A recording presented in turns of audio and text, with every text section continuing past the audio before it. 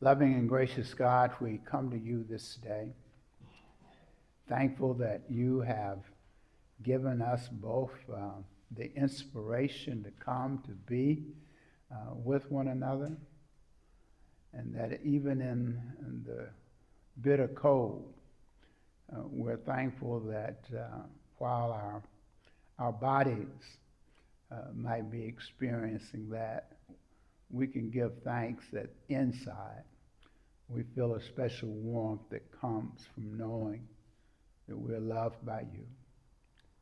And it is certainly your love that has been with us and has brought us through this week. That as we look back over the events and the things that are happening not only in the community but are happening in our lives, we know and give thanks for those moments where we know that you have moved in such a way that we can still hold on to hope. We're thankful that for the opportunities just to be in places of where we could celebrate, where we could be able to see the accomplishments of young people who are important in our lives.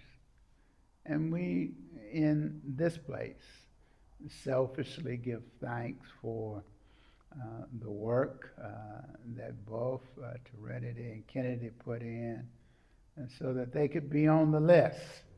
And we know that you are the one who places within them that desire for them to give their best.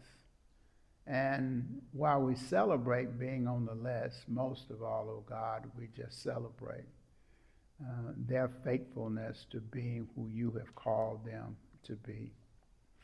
God, we're thankful for friends like Bruce, who has been with friends and brother-in-law this week and supporting them and being used by you as an instrument to help with their healing.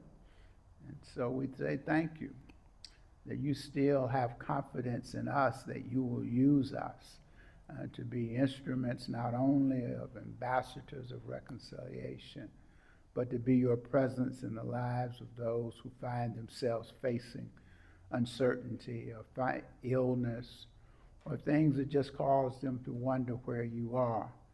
We're glad that you send us. And God, in this week of where many of us and many in this world are trying to come up with the final preparations to move toward, we are thankful for the reminders that come to us that for so many it will not be the season of anticipation and joy. For those of whom are dealing with grief and the loss of a loved one, for those who find themselves in situations where they are in fear because of decisions that are being made, because of those who know that they just don't have the resources to be able to do the things that they would like to do, and many of whom will not even have what are the necessities of life. And yet, oh God, it is troubling for all of us in a land where there is so much abundance that there are people who go without. God, we once again thank you for bringing us to this place to remind us that you are a God who is faithful. We've seen it in improved health with Sheila. We've seen it in the joy of the Nelsons as they celebrated with a busy week, a week that you brought them through. But most of all, oh God, we see it in the eyes and the presence of one another. Know that you are still a God who is a God about community. And we're thankful for the community that you have blessed us with. Amen. Amen.